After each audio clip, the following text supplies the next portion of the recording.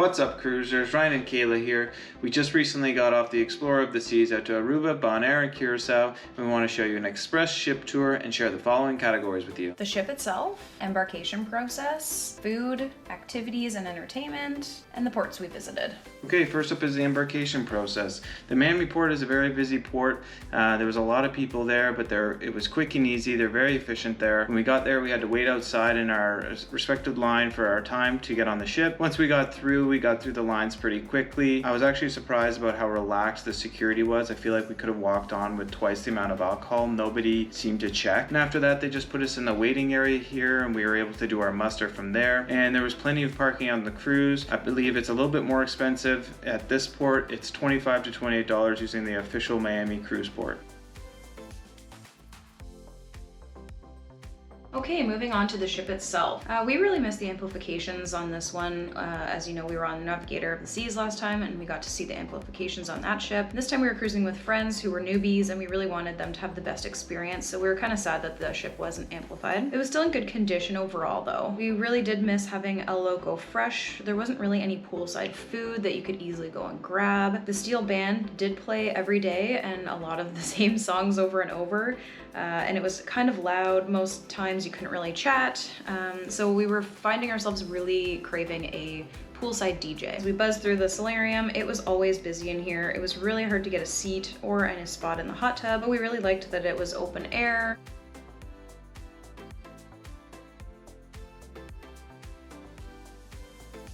Now we're moving into the Diamond Lounge. This was our first time. It was really exciting to see it and walk through it. We loved that it also had an outdoor seating area. Moving into the ship, we're on the Royal Promenade and we love the promenade. It's nice to visit the different cafes, bars, and shops. It's really the heart of the ship. They do a lot of entertainment here, so they had the 70s party and other fun events. It was also extra nice because we were here during Christmas, so it was really nicely decorated with a tree lighting party and everything.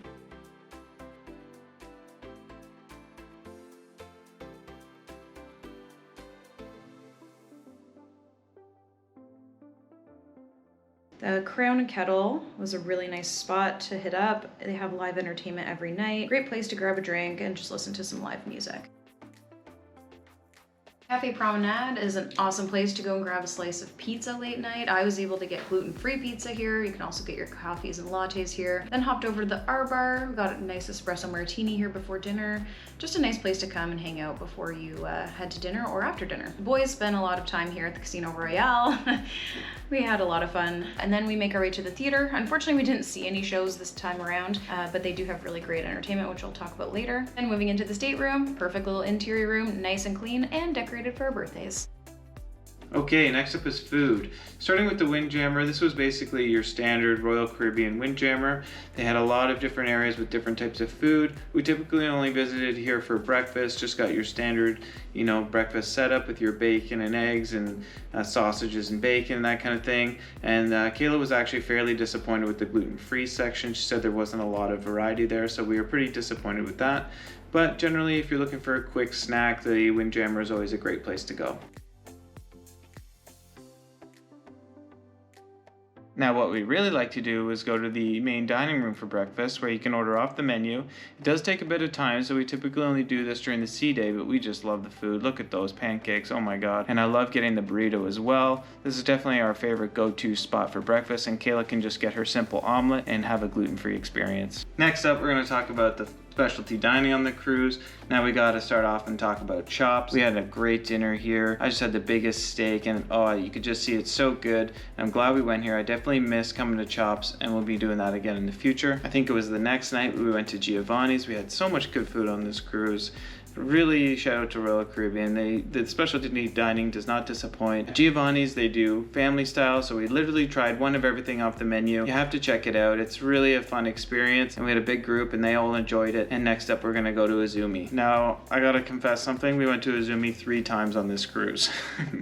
And boy, did we have a great experience here. We just tried everything we could on the menu. It was absolutely fantastic, and Kayla can safely eat here with a gluten-free. And we just are blown away by Izumi. This has got to be our favorite restaurant on the cruise, and if you haven't tried it, I'd definitely give it a shot. Look at that tower. Oh my god, it's crazy. We did go to Johnny Rockets However, when we sat down, I noticed that, I don't know when this change took place, but they increased the surcharge. I feel like it used to be 10 and now it's 15. The service was kind of slow there, so we just kind of decided to leave and have a free meal at the Windjammer. Right here too, I just wanted to show that they do have these soda pop machines around. Moving on to activities and entertainment. First, I'll start off with our sail away party. We had an absolute blast. We danced so much through the sail away. They also had little water aerobics and stuff to do every morning. This one was in the solarium. They also have a massive sports court. There was always a game going on here. There was even table tennis. People take this the sport seriously on the ship. And now here you get to see Ryan trying Flow Rider for the first time. He was such a champ. He was able to actually get up on the board.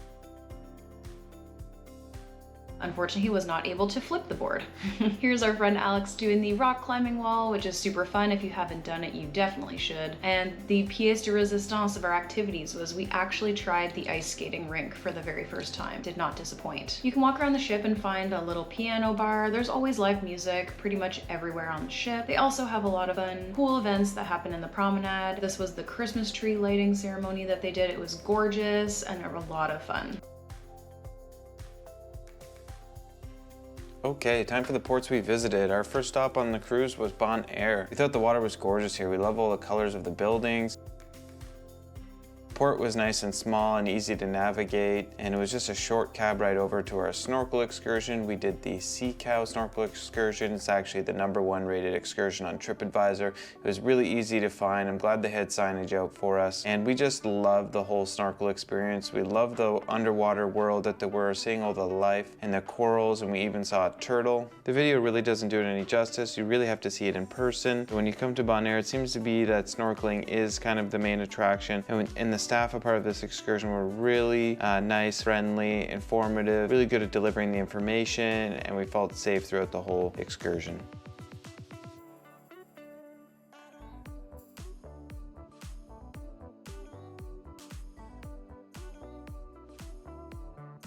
After, we walked back through the town, we did a little bit of shopping, got my souvenir shot glass, and after a couple drinks, we just headed back to the ship.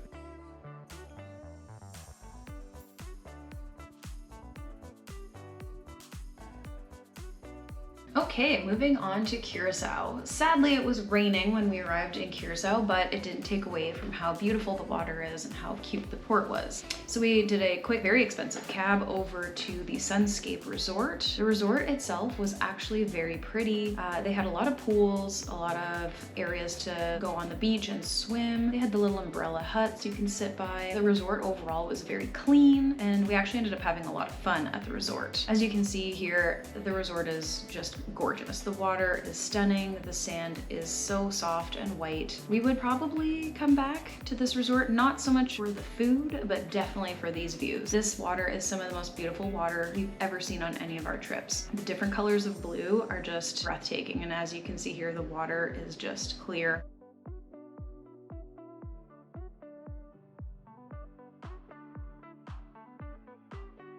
We were actually able to get pool service as well. They had a swim up bar. So we really made the best of it and really had a fun day with our friends. And then we hopped over down the other end of the beach for lunch. They were actually a little better for the food. We were able to get some fries and nachos, some chicken wings and tacos before we made a quick stop at the Curacao distillery. This was a really fun, really cute excursion to do because we got to learn how Curacao was made. It is an insanely difficult process which takes an insane amount of sugar, and who doesn't love a trip where you get to sample the goods? And then we got to some free drinks, all made with Curacao products. These were all really good. That white one was delicious. It was more of a milkshake than a drink. Then we hopped over into the town of Curacao, which is adorable. So many colors, so many cute shops. The highlight of our Curacao day was putting in our locked love on the Punda heart statues. There's also the Queen Emma Bridge, which is actually kind of a fun excursion in itself because it swings open for boats and it's kind of like a little amusement park ride. Our last stop, and this was on my birthday, this was Aruba. We had a great time in Aruba, although it did start off with rain again, but we manifested some good weather later on in the day. But to start off, we made our way through the port and we got into a cab that was much cheaper than the Curacao cab, so we're happy with that. And we made our way over to the Palm Beach area where we stopped to get some Dutch pancakes. Once we got there, we didn't have to wait very long to get a table. They had all these little cute things out front. We took some pictures and then made our way in. We had some of these puffer jets, which were small pancakes, and we also had this big Dutch pancake. The thing looked like a pizza. Couldn't believe how good it was, and they also had gluten-free for Kayla, so we had a great time there. From there, it's just a quick walk over to Palm Beach, where we plopped our butts in the sand for the day. We really enjoyed, luckily it stopped raining, so we really got to enjoy the weather, the views, and we actually just went for a swim, and we noticed that the Aruba open alcohol policy is good to go, so we just walked over to a nearby mini mart where we were able to bring a case of beer back to our chairs, and we got them much cheaper than what they offered at the hotel. Here's some drone footage of Aruba. I can't think of a better way to spend the day. However, we are going to check out Eagle Beach next time around, but something really funny actually happened in Aruba. I encourage you to check out our Aruba video, but for now we had to rush back to the ship, and I'll just leave you with these views here as we head back to Miami. For continuous cruise content, make sure to like and subscribe. We're probably on our Carnival cruise right now as we speak. We're on the Carnival celebration, and in May we're on the Ovation of the Seas heading out to Alaska, and we can't wait to share that with you, and we'll see you next time.